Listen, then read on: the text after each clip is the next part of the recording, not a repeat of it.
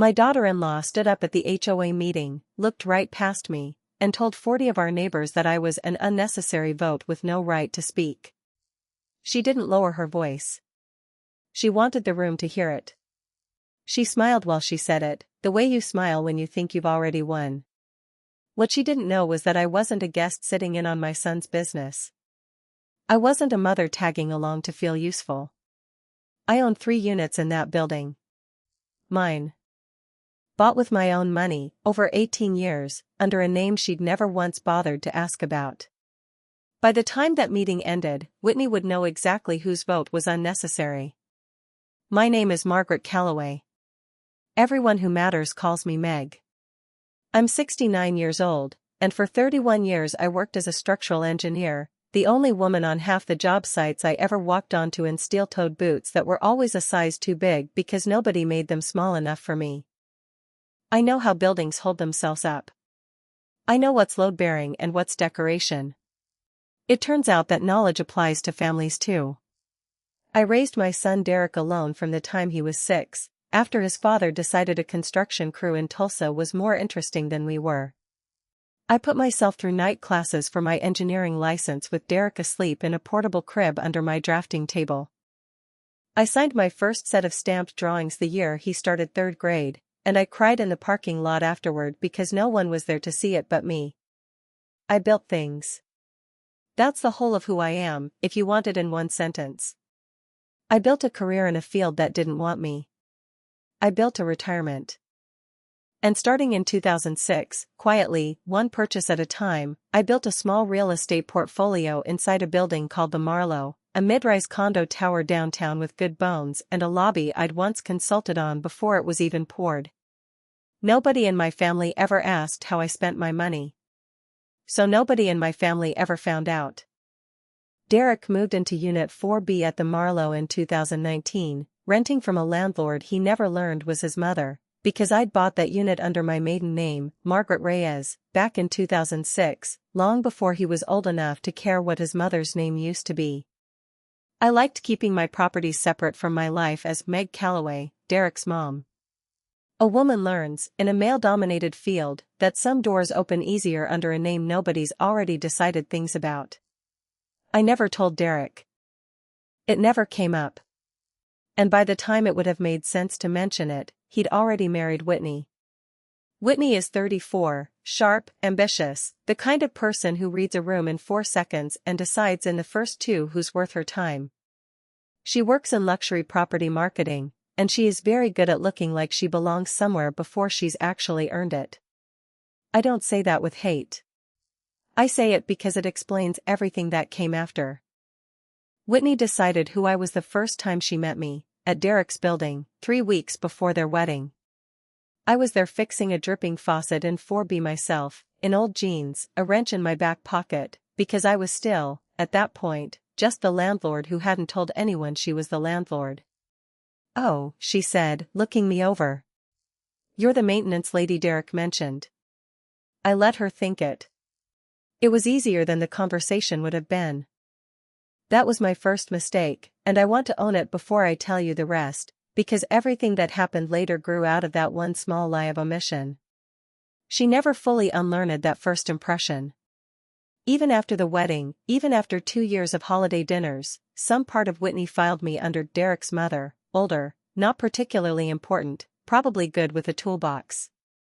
She was polite to me the way you're polite to a piece of furniture that's still useful. I let it go. I had 31 years of practice letting things go on job sites where men explained my own calculations back to me. I told myself it didn't matter what Whitney thought, as long as Derek was happy. Then Whitney ran for the HOA board. The Marlowe's Homeowners Association had gone soft over the years, the way these things do.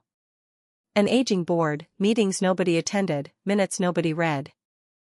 Whitney saw an opening the way she sees every opening, and within 8 months of moving in, she was treasurer of the board, running meetings with a binder and a laser pointer like she was closing a real estate deal. I want to be fair to her, because the end of this story only works if you understand she wasn't a cartoon villain. Whitney grew up watching her own mother lose a house to a bad HOA dispute, evicted over fees she couldn't fight because she didn't understand the paperwork. Whitney has spent her whole adult life terrified of being the person without power in a room. Being on that board wasn't just ambition for her. It was armor. I understood that even while she was hurting me. Understanding someone's reasons doesn't mean excusing what they do with them. I started attending HOA meetings quietly in the spring, sitting in the back row, listed on the sign-in sheet as M. Reyes, Unit 2A, because that's the unit I actually lived in myself, 2 floors below Derek and Whitney. I'd bought 2A for myself in 2011, a modest one-bedroom I moved into after I sold my house, wanting to be near my son without living in his pocket. I owned it under Reyes. Nobody at those meetings connected the quiet older woman in 2A to Derek Calloway's mother in 4B, because nobody had any reason to look. I also owned 7D, an investment unit I'd bought in 2014 and rented out to a young couple, also under Reyes, also invisible to anyone who wasn't reading deed records for fun. 3 units. 3 votes, under Marlowe's bylaws, which award 1 vote per unit regardless of how many units a single owner holds. Nobody at that HOA had any idea one woman controlled that many. I never hit it out of scheme. I hit it out of habit, the same old habit of keeping my business quiet in rooms that had already decided what kind of woman I was. That habit was about to matter more than I ever expected. The trouble started with a number, $2. 3 million. That was the size of the emergency special assessment Whitney brought to the board in March, for what she called critical lobby and facade restoration. Every owner in the building would be billed a share, prorated by square footage, due within 90 days. For someone in a one-bedroom like mine, that meant roughly $19,000 due by summer. For families in the larger units, it meant $40,000 or more. If you've ever sat in a room and watched people casually decide how to spend a stranger's life savings while calling it necessary, you already know the feeling in my stomach that night. If that's ever happened to you, type "I know that feeling" in the comments, because it's about to matter a great deal to this story. Whitney presented it beautifully. Slides. A contractor's rendering of a lobby that looked like a hotel in Dubai. Words like structural urgency and liability exposure, words she'd clearly practiced. I raised my hand from the back row. Quietly. The way I always did. Has the board gotten competing bids? I asked. For a project this size, I'd expect at least 3, with the low bid explained if it wasn't chosen. The room went a little still, the way rooms do when a question lands somewhere true. Whitney's smile didn't move, but something behind her eyes did. We've done our due diligence, she said. I don't think we need to relitigate the board's process for every unit owner who wanders in. Wanders in. I let that sit for a second. I am a unit owner, I said. I'm entitled to ask. And this is the moment the whole story turns on, the moment I want you to hold on to, because everything after it happened because of what Whitney said next. She looked at me, really looked, the way you look at something you've decided isn't worth the trouble of understanding. With respect, she said, in a voice pitched for the whole room, Mrs. Calloway is Derek's mother. She stays with family in the building. I don't think she's on any deed here, which means, procedurally, she's an unnecessary vote with no right to speak on assessment matters. I'd like to move forward. 40 neighbors. A binder. A laser pointer still glowing red on the screen behind her. Unnecessary vote. No right to speak. I didn't correct her. Not that night. I want you to understand why, because it matters. I'd spent 31 years learning that the moment to win an argument is never the moment you're angriest in it. You wait. You gather what you need. And then you say the true thing once, with proof in your hand, so completely that nobody in the room can wave it away. I sat back down. I let her have the room. I drove home to 2A that night and sat at my kitchen table with a cup of tea going cold in front of me, and I thought about the word unnecessary. I'd been called a lot of things on job sites by men who didn't want a woman checking their rebar spacing. Unnecessary was a new one. It landed somewhere old and tender, a place I thought I'd built enough scar tissue over to be safe. I didn't cry. I've never been much of a crier. I made a list instead. That's what engineers do with pain. We turn it into a punch list. The next morning, I called my granddaughter Zoe. Zoe is 26, Derek's niece on his father's side, technically not blood to me at all, but she's called me Grandma Meg since she was 8 years old and I taught her long division at my kitchen table, and blood has never been the thing that decided who's family to me. Zoe is a paralegal at a real estate firm downtown, sharp as a blade, and the only person in the whole extended family who has ever asked me a genuinely curious question about my career instead of a polite one. "Grandma Meg," she said, when I told her about the meeting. "Say that part again." "The unnecessary vote part." I said it again. There was a pause on the line, and then Zoe laughed, not unkindly, more like the laugh you laugh right before you roll up your sleeves. "Does she know how many units you own in that building?" "No," I said. "Nobody does." "Then Whitney," Zoe said slowly, "is about to learn a very expensive lesson in due diligence. If you've ever been underestimated by someone who never bothered to check their facts before opening their mouth, stay with me, because we are just getting started." Zoe and I spent the next 3 weeks doing what I do best, checking the math before anyone else thought to. Zoe pulled the county recorder's records first, the public deed history for every unit in the Marlowe, cross-referenced against the HOA's own bylaws on voting rights, which state, in Article 6, Section 3, in language I had actually helped review as a consultant back in 2005 before the building was even finished, 1 vote per unit, assignable by the owner of record regardless of residency or number of units held by a single party. I had never needed that clause before. I was about to need it very much. Second, Zoe pulled every publicly available filing on the contractor Whitney's board had hired for the $2.3 million restoration, a company called Brookline Construction Group, incorporated 18 months earlier, with a registered agent address that traced back to a townhouse owned by a man named Grant Sorensen.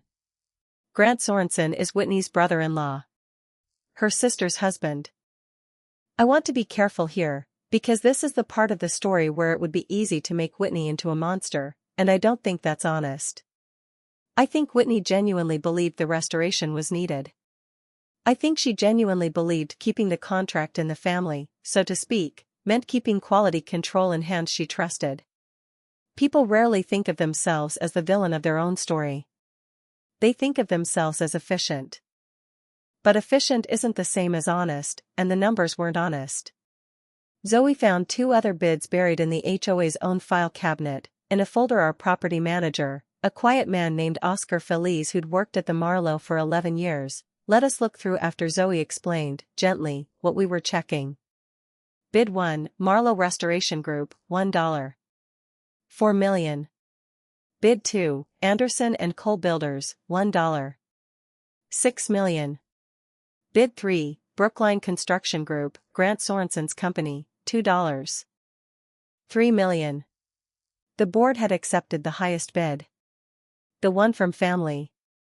And the meeting minutes, which Whitney herself had drafted, described it as the only bid meeting our full scope requirements, with no explanation of what that scope was or why the other 2 firms, both with 20 years in the business, apparently couldn't meet it. Oscar told us something else, quietly, in the hallway outside his office, the kind of thing a person only tells you once they've decided they trust you. "The other 2 contractors called me afterward," he said. Confused. Anderson and Cole said nobody ever followed up with their questions about scope. They said it felt like the decision was made before the bids even came in. $900,000 of difference. Money that would come directly out of the pockets of 40 families, some of them retirees on fixed incomes, some of them young couples who'd stretched to buy their first home, funneled toward a company owned by the treasurer's own brother-in-law. If you've ever watched someone in a position of power spend other people's money like it was theirs to gamble with, type watching in the comments, because that's exactly what I was doing, quietly, for 3 weeks, while Whitney thought the matter was settled. I want to tell you about the night I almost let it go, because I think that part matters as much as anything else. It was a Thursday, 11 days before the assessment vote was scheduled to become final and binding. Derek called me, not Whitney, Derek, sounding tired in the particular way he sounds tired when he's caught between two people he loves. Mom, he said. Whitney mentioned you asked about the contractor bids at the meeting. She feels like you're trying to undermine her. Can you just let the board handle it? It's a lot of pressure on her right now. I sat with the phone against my ear for a long moment, looking at my own hands that had signed stamped engineering drawings, hands that had held a level against 1,000 walls to make sure they were true. I could have said yes. I could have stayed quiet, the way I'd stayed quiet about owning that building for 18 years, the way I'd stayed quiet the night she called me an unnecessary vote. I have a lifetime of practice staying quiet to keep the peace. But I thought about the young couple in 7D, my own tenants, who'd told me over coffee the month before that a $30,000 assessment would mean they couldn't afford their daughter's braces this year. I thought about the retired schoolteacher in 5F who lived on a pension. I thought about $900,000 moving from all of their pockets into one family's company because nobody in that room was willing to ask a second question. Derek, I said. I love you. And I'm not going to stay quiet about $900,000 that doesn't belong where it's going. He didn't understand yet what I meant by that number. I didn't explain it to him that night. Some things you only get to say once, and I wanted to say it in the room where it would count. I called my attorney the next morning, a woman named Denise Okafor who'd handled my property closings for 15 years and knew exactly what those 3 deeds under Margaret Reyes actually meant. You want to establish your voting rights formally before the meeting, Denise said, so there's no ambiguity in the room. I'll prepare certified copies of all 3 deeds, plus a letter confirming Reyes and Calloway are the same legal person, notarized, dated, ready to hand to the board secretary the moment anyone questions it. And I want something else, I said. 2 of my neighbors are traveling during the vote. I want to know if I can carry their proxies. Denise confirmed what the bylaws already said, the same Article 6, Section 3, that I'd once helped write into existence at a conference table 20 years earlier without ever imagining I'd stand in a room and use it against my own daughter-in-law. Proxies were permitted, in writing, notarized, filed 48 hours in advance. I called Mrs. Alvarez in 9C, 78 years old, wintering in Arizona, who'd lived at the Marlowe longer than anyone. I called the Kowalski family in 6B, on a cruise for their 30th anniversary. Both of them, when I explained what the board was voting on and what I'd found, signed proxies giving me their votes without a second's hesitation. Meg, Mrs. Alvarez said over the phone, you tell that board I said no to anything that puts my grandson's inheritance into some contractor's pocket. By the night before the vote, I had 5 votes in my hand. My own 3 units. 2 proxies. And a green folder, the same kind I'd used to organize blueprints for 31 years, holding 3 certified deeds, 1 notarized name match letter, 2 notarized proxies, and copies of all 3 contractor bids. I put on my good blazer that morning. Not because I needed to impress anyone, but because there is a version of yourself you become when you finally stop hiding, and I wanted to look like her. I also put on my reading glasses, the ones with the thin silver frames I'd worn to review blueprints for 3 decades, the ones that had never once been present at a single HOA meeting because I'd never needed to read anything out loud there before. Tonight, I would. The meeting was held in the Marlowe's community room, 40 folding chairs, a folding table at the front, Whitney standing behind it with her binder and her laser pointer, exactly as confident as she'd been in March. She opened with the vote itself, no further discussion, moving to ratify the $2.3 million special assessment and formally award the contract to Brookline Construction Group. All in favor, she said, already reaching for the gavel. Oscar kept on hand for formal votes. Point of order, I said, standing. The room turned. Whitney's laser pointer dimmed against the screen as her hand dropped slightly. Mrs. Calloway, she said, with the same smile from March, we discussed this. You're not on any deed in this building. I'm sorry, but an unnecessary vote doesn't get a point of order. That's where you're mistaken, I said. I am on 3 deeds in this building. I opened the green folder. Unit 2A, purchased 2011. Unit 7D, purchased 2014. Unit 4B, purchased 2006, the unit you and my son currently occupy, which you have been paying rent on to me for 2 years without ever knowing my name. Silence took the room the way it takes a room right before something breaks, that particular quiet that has weight to it. All three, I continued, held under my legal name prior to marriage, Margaret Reyes. Here is the certified deed for each. Here is a notarized letter from my attorney confirming Reyes and Calloway are one and the same person under the law. Under Article 6, Section 3 of this association's own bylaws, that gives me 3 votes tonight. I let that sit exactly as long as Whitney had let unnecessary vote sit in March.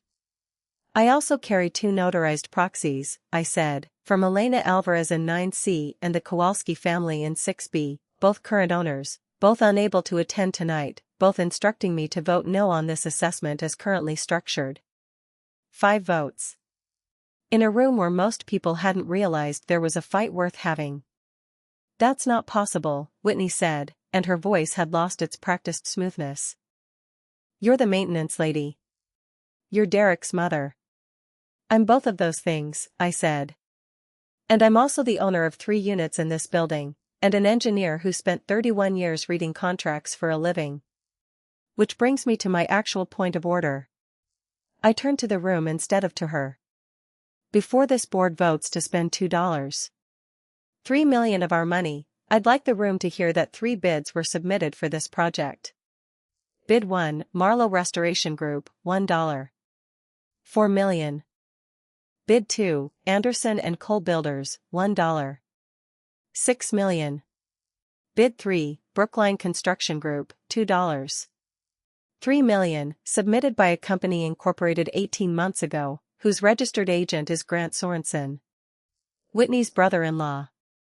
Someone in the third row said, quietly, "Oh my God." The 2 lower bidders, I continued, were never contacted with follow-up questions, despite meeting minutes claiming they failed to meet project scope. I have that in writing, from both companies directly. The board accepted the highest bid, from a family member, without disclosing the relationship to this room, and without explaining why $900,000 of difference was worth spending. Whitney's face had gone the particular white of someone doing math she didn't want to be doing. This is a personal attack, she said, but the room wasn't looking at her the way it had been 3 minutes earlier. And here is the part one didn't expect, the part one wants you to hear, because it's the part that made the difference between an argument and the truth actually landing. Oscar Feliz stood up from his chair by the door, where property managers usually just watch and stay silent. I have to say something, he said. Both other contractors called my office after the vendor was chosen. Confused. Nobody from the board ever followed up on their proposals. I mentioned it to the board treasurer in March, and I was told the decision was already final. 11 years at that building, and Oscar Feliz had never once spoken up at a meeting. He spoke up that night. Whitney didn't have an answer for Oscar. You can talk your way around a mother-in-law you've decided doesn't matter. It's much harder to talk your way around your own property manager telling 40 of your neighbors the truth to their faces. The motion passed, 15-3, once the room understood what it was actually voting on. I didn't raise my voice once. I didn't need to. Numbers, read clearly, in a quiet voice, in a room full of people who'd just been asked to hand over their savings, are louder than any shouting match could ever be. The audit took 6 weeks. It confirmed everything Zoe and I had found and more. Brookline Construction Group had no completed projects of comparable scale on record anywhere in the state. Grant Sorensen had incorporated the company 9 months after Whitney joined the board, not 18, a detail Zoe caught on a second pass through the filings that made the timeline even harder to explain away as coincidence. Whitney was removed from the board by unanimous vote of the remaining members, not because anyone hated her, but because the bylaws required it once an undisclosed conflict of interest was confirmed. The board hired Anderson and Cole for a revised $1.7 million project, still thorough, still necessary, at $600,000 less than what Whitney had tried to push through. Derek didn't speak to me for 11 days after that meeting. I want to be honest about that part too, Because this isn't a story where everything resolves in one clean conversation. Derek felt caught between his wife and his mother, and for a while he chose to be angry at both of us rather than sit with how it actually made him feel to learn the truth. He came to 2A on a Tuesday evening, unannounced, the way he used to when he was younger and needed to talk without an appointment for it. "You could have told me," he said, standing in my kitchen, "that you owned my building. That you owned my apartment. For years, Mom. You let me pay rent to a stranger who turned out to be you." "I know," I said. "And I'm not going to pretend that was entirely fair to you. I kept a lot of my life separate because I got tired of being underestimated the moment people learned my name. That started long before you were grown, and I never fully put it down, even when I should have." "She humiliated you at that meeting," Derek said quietly. "Unnecessary vote. She said that about my mother, in front of 40 people, and I didn't say anything. I just let it happen." That was the sentence that mattered most, more than any apology from Whitney would have. My son, finally saying out loud that he'd seen it happen and hadn't stopped it. "You were caught between two people you love," I said. "That's a hard place to stand. I'm not asking you to choose a side tonight. I'm asking you to remember, going forward, that I have never once needed anyone's permission to matter in a room. I just started acting like I did. Whitney and I have not become close. I don't think that would be honest to promise you, and I don't think it's necessary for this story to end well. What we have instead is something quieter, respect built out of consequence rather than affection." She sent me a card 2 months later, on actual paper, not a text, which told me something about how much it cost her to write it. It said, "I was wrong about what you were entitled to say. I've thought a lot about why I needed to believe you didn't count. I'm sorry it took an audit to make me listen. Whitney." I keep that card in the same green folder as the deeds. Proof matters to me. It always has. Derek and Whitney are still married. The last I heard, she stepped back from board leadership entirely and started actually reading bylaws before she votes on anything, which Oscar tells me with something close to relief in his voice whenever I run into him in the lobby. Zoe still calls me every Sunday, and she starts most of those calls now by asking, half joking, "Any new deeds I should know about, Grandma Meg?" The truth is, I've stopped keeping my life quite so separate since that meeting. Not because hiding it ever felt wrong exactly, but because I finally understood what it had cost me, all those years of letting people decide I was smaller than I was, simply because it was easier than correcting them. I still own those 3 units. I still sit in the back row at HOA meetings sometimes, in my good blazer, my reading glasses folded in my blazer pocket in case I need them. Nobody in that room has called me an unnecessary vote since. Most of them, now, ask my opinion before they vote on anything at all. If you've ever been told you didn't count by someone who never bothered to check the facts first, I hope this story reminded you of something worth remembering. Being underestimated isn't a life sentence. It's just what happens right before the folder opens.